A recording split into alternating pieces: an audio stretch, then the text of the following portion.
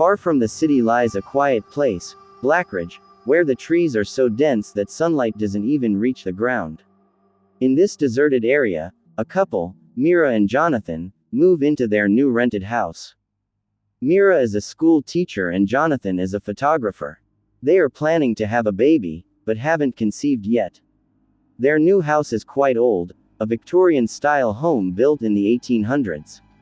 The landlord gave it to them at a very cheap rate, with just one condition: keep the room upstairs locked. The first night was normal, but when the clock struck 2:03 a.m., Mira suddenly woke up to a strange scream. Very faint, but very clear, the sound of a newborn baby crying. She sat up with a jolt, and Jonathan also woke up. Jonathan, with a trembling voice, that sound, maybe from some nearby alley. But the sound slowly started coming from inside the house from the upper floor. The next day, Mira decided to open the room that the landlord had asked them to keep shut. There was an old lock on the door, as if no one had touched it for years. Jonathan tried to stop her, but Mira insisted, "I'm a school teacher. I don't believe in superstition." The lock broke, and the door creaked open slowly. The room inside was dark, but as soon as the curtain was pulled back from the window, something appeared amidst layers of dust. An old wooden cradle, and in that cradle lay a worn-out doll wrapped in a white cloth, but there was something strange on its face, like someone had forcefully torn it, and dry red streaks flowed from its mouth. Mira, softly, "It's just a doll then who was crying last night." Jonathan began to feel suffocated in the room. He pulled Mira out and shut the door again. But that night, the crying returned, louder, closer. Mira was now getting scared. The next day, she went to the local library to find out more about the house's history. While flipping through old newspaper archives, she came across a report. 1903. A woman named Margaret Bell killed her newborn baby in the upstairs room and then hanged herself. Her husband, a military officer, had died in war far away. Margaret had become mentally unstable. They say, that night she laid the baby in the cradle and, humming a lullaby on the swing. The baby's breath stopped forever. Now it wasn't just the crying at night, someone started whispering Mira's name slowly, "Mira, you're my mother, right?" One night, Mira woke up to find the cradle was now in their bedroom. Jonathan asked, "Did you bring it down from upstairs?" Mira replied, "I didn't even touch it." But the cradle was rocking. On its own. And at that moment a baby's giggle followed by a loud shriek echoed through the room. Jonathan ran over and flipped the cradle empty. Now Mira was sure someone was here, trying to say something. One night, Mira sees Margaret in a dream, a woman in a white gown, tangled in messy hair, part of her face burned, and black ink-like tears flowing from her eyes. Margaret looks at Mira and says, "I killed my baby, but I thought I was saving her from pain. Now every night I search for her, but she never returns. Are you my baby?" Mira wakes up in fear, but by now, Margaret's spirit had already taken hold of her. Mira had started to change. She would talk to herself, stare into nothingness, and often burst into tears without any reason. One night, Jonathan followed her. Mira slowly climbed the stairs again toward the locked room, muttering to herself. "Mira, softly, I've come back, I want my baby." Jonathan shook her. "Mira, what are you saying?"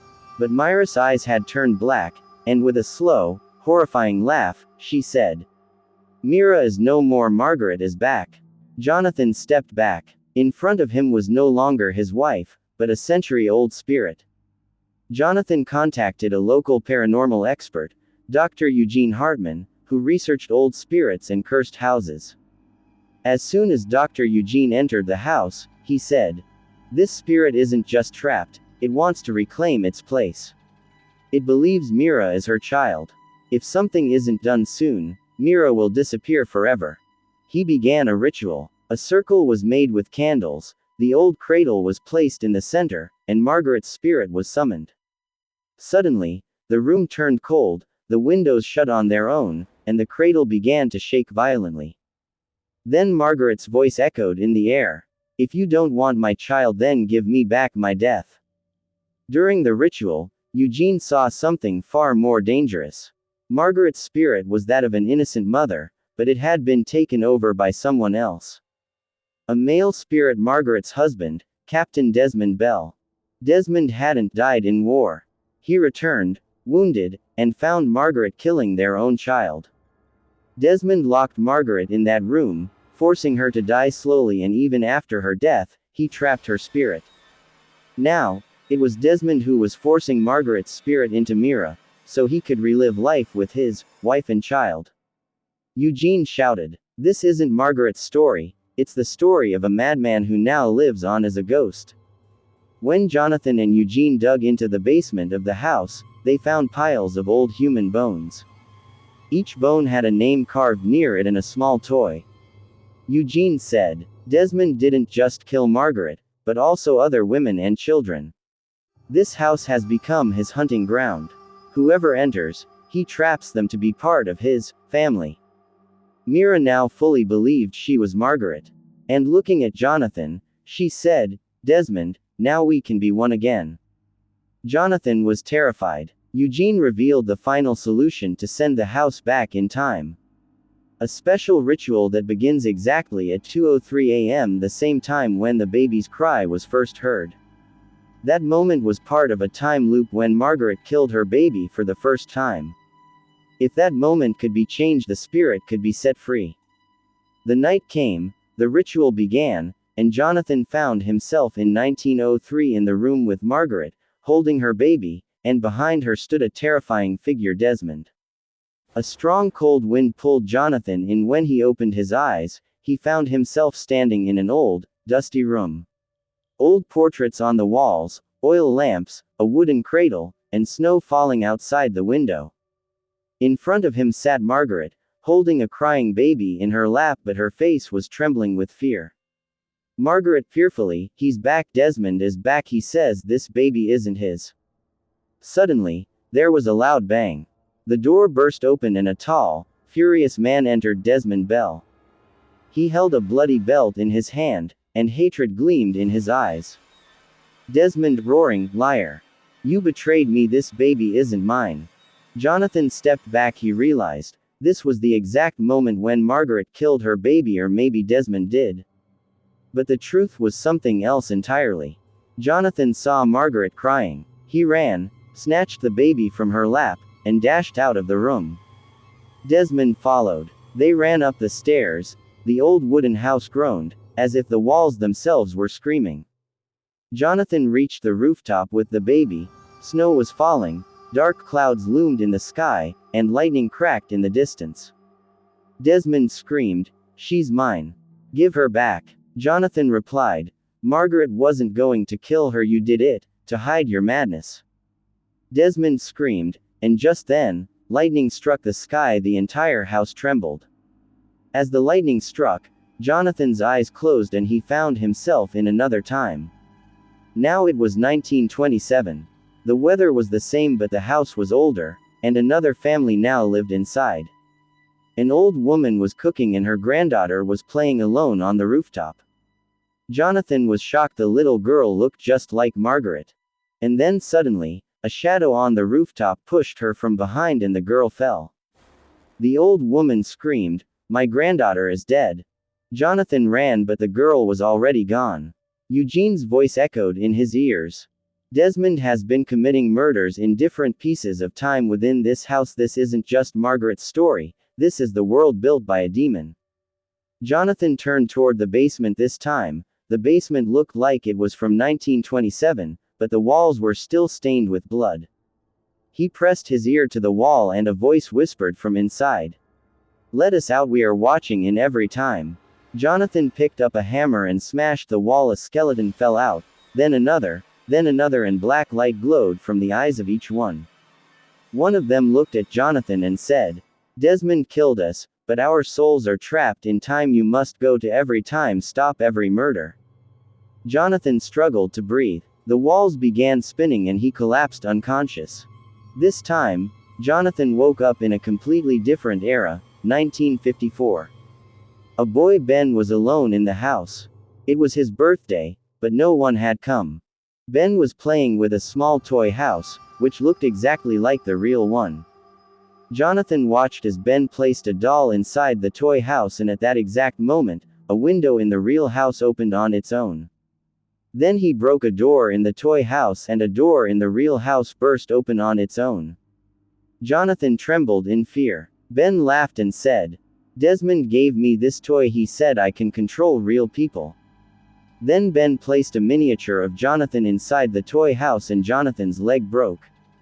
Screams echoed. Now we are shown Eugene in the present-day Mira, where Mira has suddenly begun talking in her sleep. "I saved the baby, but now I'm stuck in that time." Eugene realizes Jonathan's soul is traveling through different times, but his mind is connected to Mira. Eugene takes out a talisman, the blood charm, which can break that connection. But doing so could trap Jonathan in time forever. Blood begins to flow from Mira's eyes and she screams, "Desmond is coming, he will kill Jonathan there and then I'll become his body." Jonathan has now reached the year 1979. Everything around him is silent, but this time, the room he's standing in is not like the last one, it's completely different. The room is soaked in blood.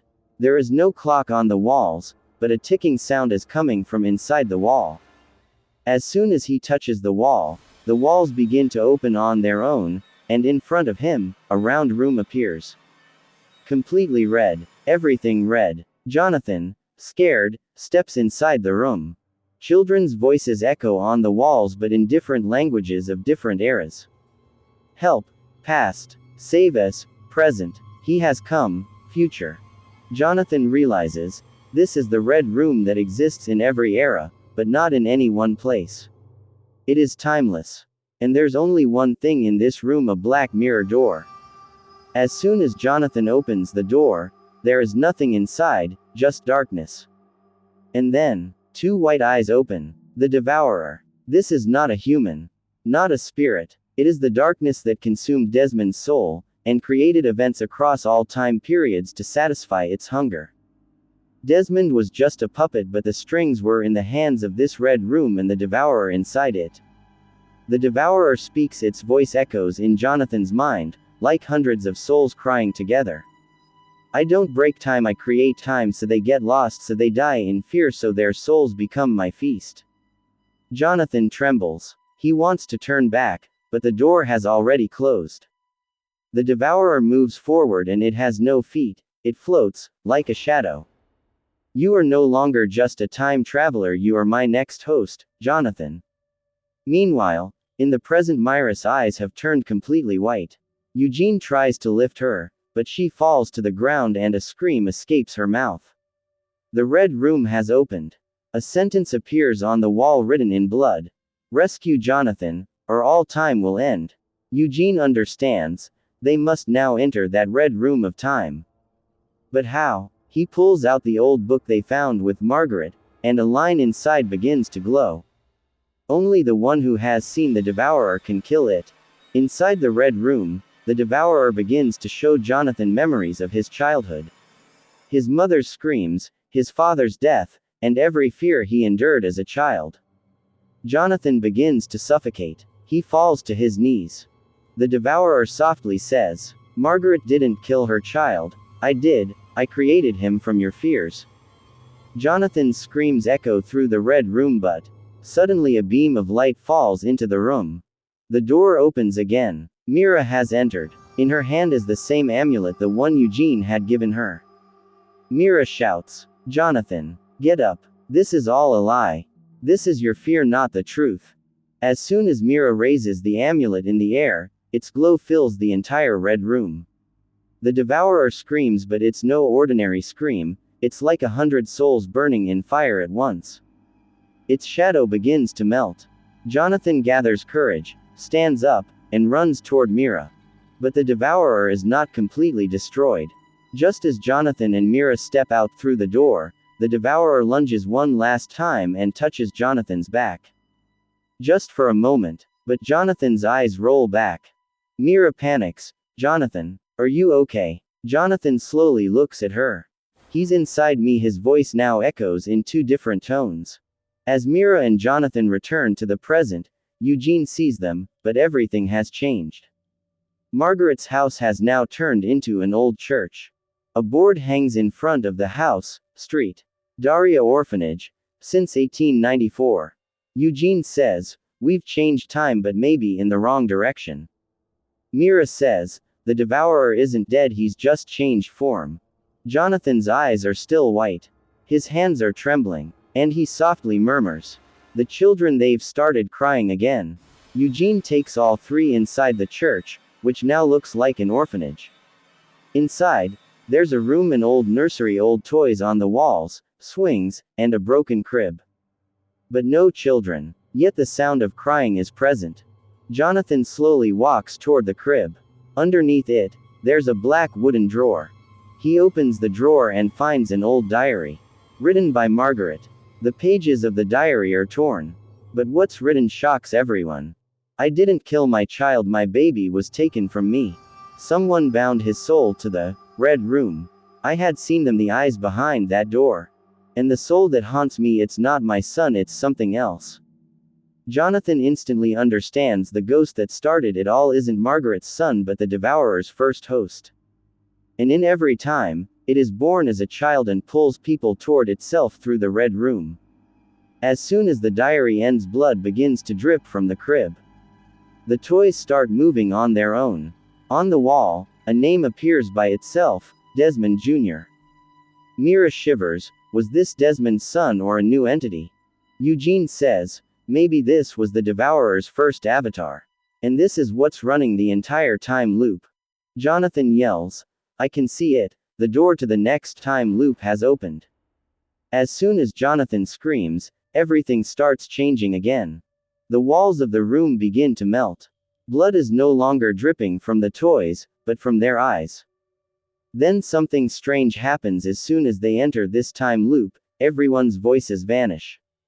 Mira tries to say something to Eugene but her lips move, and no sound comes out. Jonathan tries to speak too, but silence. This time loop is the silent loop, where if you try to speak, the spirit steals your voice. In this loop, they reach a new place, an ancient library, known as the Library of Unspoken Words. Each shelf holds books that trap voices inside them. Mira picks up a book. Do not open until the final cry. But Jonathan accidentally opens a book and blood starts flowing from his ears. A white face, without eyes and mouth, peers out from the book. This is the listener, a spirit who steals the voices of those who read forbidden knowledge. Eugene makes a mistake. He pulls a vine hanging on the wall, which opens a secret door.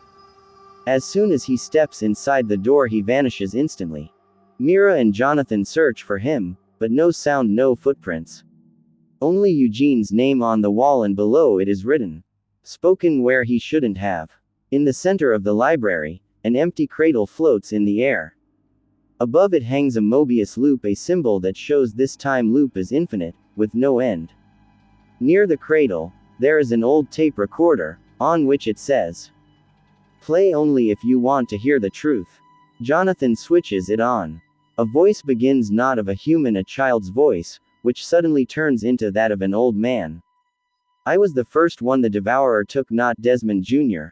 There was someone before him, and in every loop I run from you, but each time you find me." Mira gathers courage and screams loudly, for the first time tearing her throat. She screams, "Leave us alone." The voice is so loud and true that the listener steps back, his skin starts to burn. And the books in the library start catching fire. Jonathan regains his voice too. Eugene suddenly falls from behind a wall, unconscious but alive. But everything is not over yet. The cradle is no longer empty. There's a child sitting inside, whose eyes look like the devourer's, but he's smiling. And then he speaks. "Hi, Mira. Remember me?" The child sitting in the cradle smiles at Mira. In his eyes, there's a glimpse of the devourer, but in his smile, there's something else, pain. He speaks softly. "I'm not the devourer, I'm what's left after he leaves." Jonathan and Mira look at each other. The child slowly rises. Now his eyes are changing, one holds red fire, the other a calm blue ocean. "I've lived this loop 46 times before. Each time I died, screaming, but I always come back." Mira asks, why? The child no longer speaks in human language, he speaks directly into their minds, a telepathic echo. Because every time, someone wakes me up, and this time, it's you, Mira. Jonathan suddenly steps back. There's fear on his face. Mira, your eyes. Myra's face is now trembling. It's not blood, but blue light pouring from her eyes. The child whispers from the cradle. You don't understand, Mira, you're not just trapped, you are the time loop. Eugene trembles. What the hell does that mean? The child replies. The original curse wasn't on the house or Desmond, it was placed on a soul. A girl who kept hearing cries in every life. In every loop she comes looking. She thinks she's saving someone, but she's the origin. Mira screams loudly, her memories spin rapidly, she sees glimpses of every past life. Victorian England, a girl hears baby cries and hangs herself. 1940s war camp, a woman carries a child she never gave birth to. 1991 New York, a therapist obsessed with dreams of babies burning. Now Mira. Behind the cradle, an old mirror stands. The child says, if you want truth, look. Mira walks toward the mirror. She sees herself, but in 46 different forms at once. Every form is crying at the moment of death. And every time, a shadow like the devourer swallows her. Jonathan suddenly understands. Devourer is not a single soul, it's a hunger, a curse tied to Myra's soul. The child suddenly looks at Jonathan. And you think you're her friend. You always die for her. Every time. But you were once him. Mira is shocked. What? The child smiles. Jonathan, you were never her companion, you were the first devourer. You were given a choice once and you chose hunger. Jonathan's eyes widen. Suddenly, smoke rises from his body. Ancient symbols appear on his skin, not Desmond's, even older. Mira steps back. Jonathan screams, no, this is a lie. But as he screams, the child sitting in the cradle vanishes. Everything disappears around them. Mira, Jonathan, and Eugene now stand in a white empty void, a place without time, without gravity. A resonating question floats in the air. Choose. Who will stay behind? Mira trembles. What if no one stays? The answer comes, then it begins again. Jonathan is now silent, his eyes hollow. Mira finally understands. Each time, someone is left inside the loop, that one becomes the next devourer, the next shrieking cradle. Mira hears that voice floating in the air. Choose who stays. Jonathan has completely changed now, his eyes are black, old symbols glowing on his body. Eugene looks unconscious, but Mira, she is calm now. She remembers one more thing, a dream that she saw before birth. Flashback within the time loop. Before Mira was born. A strange place where there is no time, no body. Small glowing spheres float in the air. A voice calls Mira. You were never meant to be born. You were an echo, a soul stuck in the between. Mira asks, why was I sent then? To be the key. To either continue the loop or break it forever. That's why you hear the baby cries, because they're your own. Lost versions of you from aborted timelines. Myra's face changes to horror. So I'm not just caught in the loop, I am the loop. Suddenly, around Mira hundreds of cradles appear. In every cradle, a child, and every child looks like Mira. Some are burnt, some incomplete, some have no faces at all. From every cradle echoes the same voice. Mommy, why did you leave me again? Mira starts crying, but not tears. Glowing threads flow from her eyes. Jonathan comes close again, now his voice is doubled, as if the devourer speaks through him. See Mira, you created all of this. Your guilt, your grief fed me.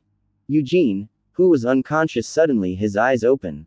But now his eyes are completely silver, as if some ancient force has entered him. Eugene speaks softly. Enough. Jonathan trembles. Who are you? Eugene's face begins to change, glowing tattoos appear on his skin, symbols inverted from the loop.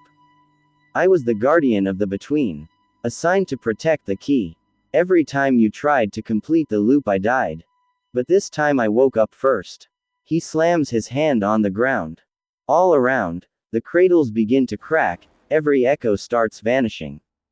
Mira screams, wait, they're me, they're still me. Jonathan has now completely transformed into the devourer. He no longer looks human. His body is 8 feet tall. Smoke swirls around him and shadowy arms emerge from his back. He moves toward Eugene and says, "You think waking up gives you power? You were allowed to wake up. Because I want you to see how it ends." Eugene, shaking but firm, "I won't let you hurt her again." Jonathan roars loudly and a shadow tears through Eugene's chest. Eugene falls, his breath's fading. Mira watches all this and now she feels no fear. She turns to Jonathan and says, "You said I was the origin. But what if I was never meant to be the victim?" She holds her breath and lets out a scream. But this is no ordinary scream. It is a dimensional frequency. A scream that damages time itself. The space around starts to break apart.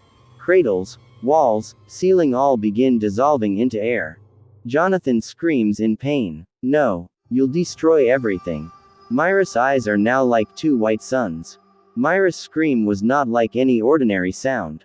She had opened a door. When she screamed, not just the house, but all of time trembled. Shadow hands suddenly appeared on the walls of every room. In the cradle, suddenly someone was sitting, not a baby, but a shadow, Myra's own shadow. Eugene runs while Jonathan shouts from behind, "Don't touch the cradle. It's not what it looks like." But it was too late. The cradle suddenly rises and the whole ground shakes. The time loop doesn't break, instead it goes deeper and deeper.